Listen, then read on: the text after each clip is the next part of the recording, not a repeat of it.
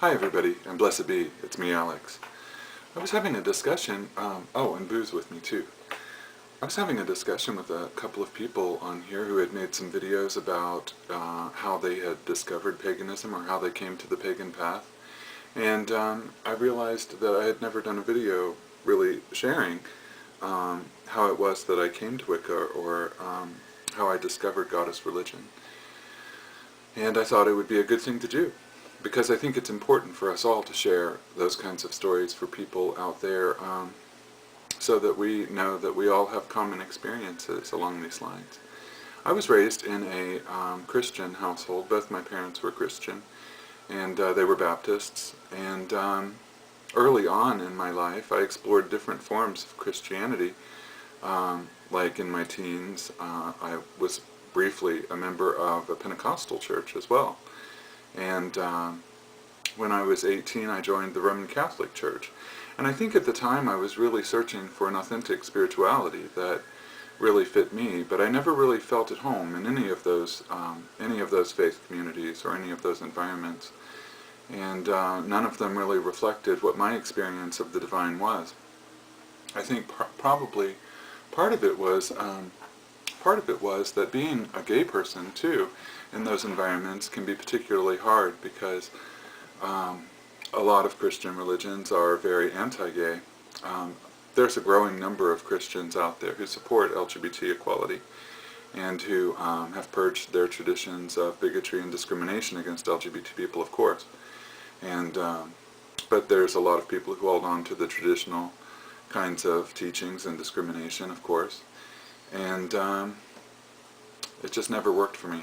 And when I was about, I guess, somewhere around 1990, 1991, I encountered a book called The Spiral Dance, A Rebirth of the Religion of the Great Goddess by Starhawk. And it was all very new to me at the time. I mean, I had heard of witchcraft and I had heard of pagan traditions, but I didn't really understand what those were. But the book spoke to me, and I purchased a copy and I read it. And all of the things that she described, how the divine is manifested in the natural world, and how the divine is both goddess and God. Those kinds of concepts really spoke out to me, because one of the things I had a problem with Christianity was the extreme male bias in it, how that God was consistently portrayed as a father, and there was no feminine energy at all, it seemed. And one of the initial things that spoke to me about paganism was the reemergence of the religion of the great goddess. I think initially my experience was, after I did a dedication ceremony, I started having dreams about the goddess, and my experiences and ceremonies and rituals became more in-depth, and I started experiencing things that I never dreamed possible when I was a Christian. One of those things is the experience of the goddess herself in those kinds of settings. And I think initially it's tempting when people are leaving a monotheistic religion, a patriarchal religion, toward a more pagan spirituality. One of the things that is kind of typical is that people tend to view the goddess as a replacement figure for God the Father, and it just isn't the same thing at all. And I began over time to experience that the goddess wasn't some kind of being floating around in the ether, ruling over the world, but I began to experience that the goddess was in everything, in all of the interactions that I had with other people, in the natural world, in the cycles of nature. And I began to have more of an in-depth experience of that, and how the goddess is immanent in everything, how she permeates everything in existence. And I began to really experience that in a deep kind of way.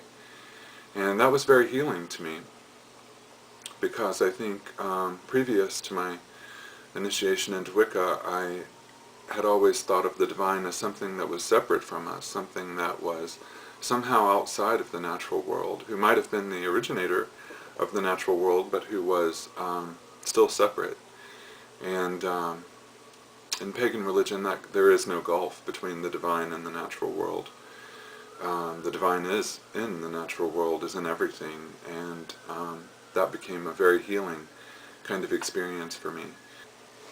So early on I began to explore, after I had become acquainted with Starhawk and the first book that I purchased, I started purchasing lots of different books, and I explored Alexandrian Wicca and Gardnerian Wicca, at least as far as the published works were concerned, and I started to incorporate some of the ritual patterns and ceremonial patterns from the early traditions into my practice. Today, though, after all of these years of practicing Wicca, I think my tradition is kind of unique. I practice an eclectic, solitary form of Wicca now, and a lot of times it's very similar to what, I don't know if any of you are familiar with the reclaiming tradition, but Starhawk was one of the original founders in that, and my perspectives and my ritual patterns tend to align pretty well with the reclaiming tradition. If any of you aren't familiar with that, I'll try to put a link below to their website. It's a very interesting and a very profound tradition of Wicca.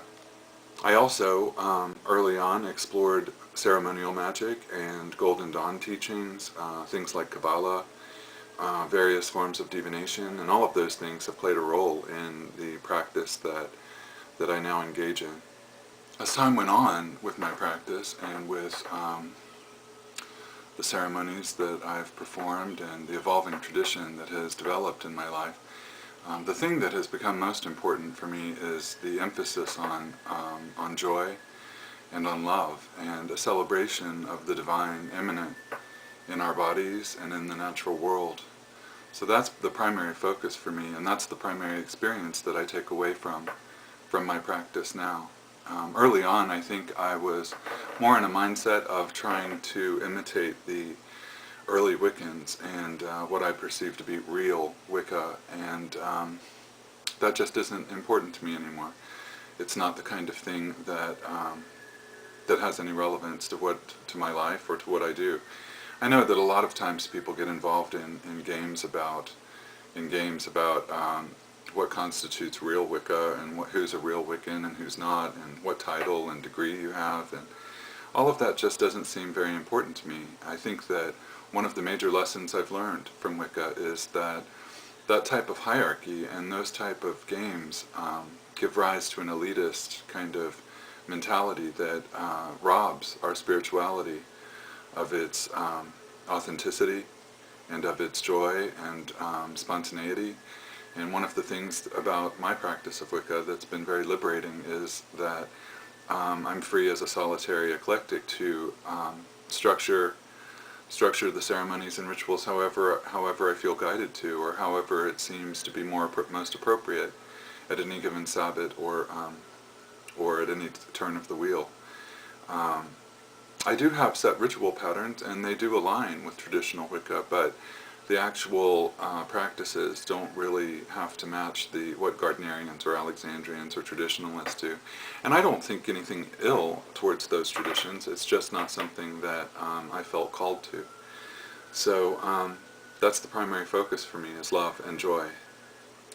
Anyway, I hope that's been helpful and edifying, and if anyone has any questions or comments, please leave them.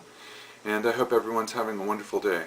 May the Mother Goddess and the Horned God bless us all. Blessed be. And peace.